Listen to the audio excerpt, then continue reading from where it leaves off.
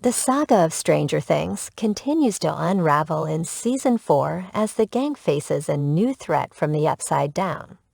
Chances are you may have forgotten the major plot points of Season 3, like which is better, New Coke or Classic Coke. Sweeter, bolder, better. You're insane. So here's your cheat sheet for Stranger Things Season 3. It's still the 80s and love is in the air all around the town of Hawkins, Indiana. Eleven and Mike continue their budding romance. Lucas and Max are now an item. Joyce and Hopper might be an item. Billy and Mrs. Wheeler really want to be an item.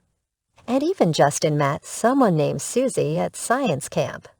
She sounds made up. You know, maybe she's like busy.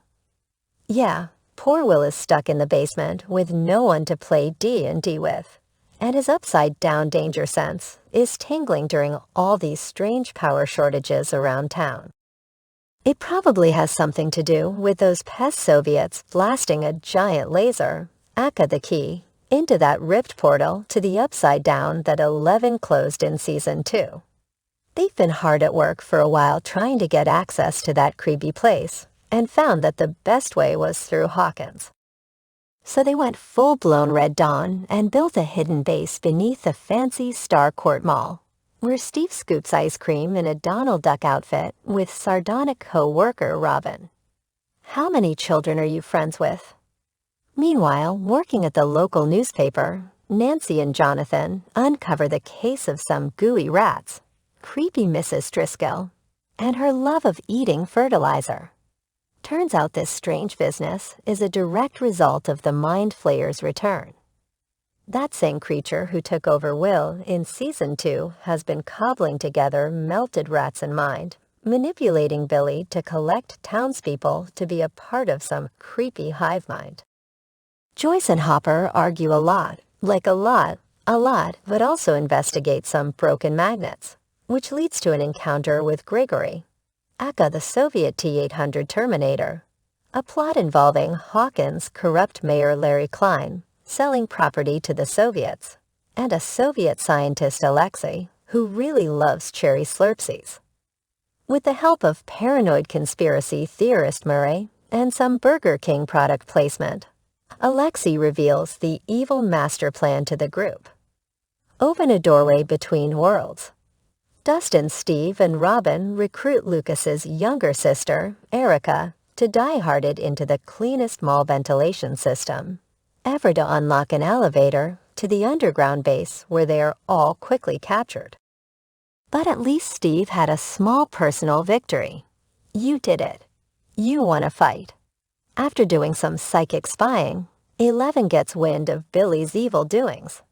I mean, she really meant to just spy on Mike at first, and they have this whole cute thing. I'd dump your ass. Young love. Anyway, the gang traps a possessed Billy in a sauna in an attempt to sweat out the Mind Flayer. But it is clearly armed day for Billy, because he breaks out and almost kills 11 before she puts him through a brick wall. The Mind Flayer figures out that it can just get way bigger if it blobs together melted people instead of just rats. 11 takes a dip into Billy's tormented past and learns that the Mind Flayer really wants her. We've been building it for you. Gregory kills poor Lexi right when he was really starting to embrace capitalism. Justin, Erica, Steve, and Robin escape the underground base, hide out in the movie theater, skip the ending to Back to the Future. Come on, guys, respect the classics. And then Robin and Steve have this really honest moment together. Tammy Thompson's a girl. Oh, 11's powers are completely burnt out at this point after barely surviving an attack from the Mind Flayer and removing one of its juicy nuggets from her chin. And that's when the grown-ups show up. The kids go head-to-head against a very big and angry final boss form of the Mind Flayer at the Star Court Mall by chucking a bunch of fireworks at it. On the 4th of July, too, just like our founding fathers would have wanted. While Joyce, Hopper, and Murray infiltrate the Soviet base to blow up that giant laser. And oh my God, she's real. This is Susie, I copy. Joyce self-destructs the key, but sadly zaps Hopper in the process.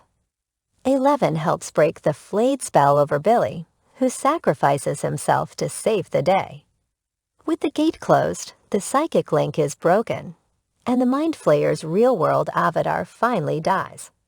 And look who finally decides to show up to help clean up this mess and cover it all up. Dr. Owens and the CIA. 3 months later, Joyce, Will, Jonathan, and 11 pack up and move out of Hawkins.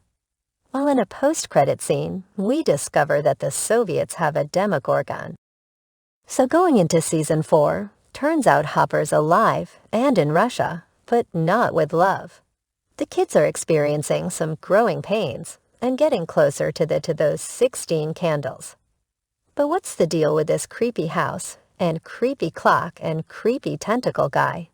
And the most important question, then why is it called Back to the Future? Will Steve ever understand the plot to Back to the Future? What? Or better yet, can he actually name 3 movies that he likes? Find out, maybe, in Stranger Things Season 4. Fast Times. Top 3 for me, Key.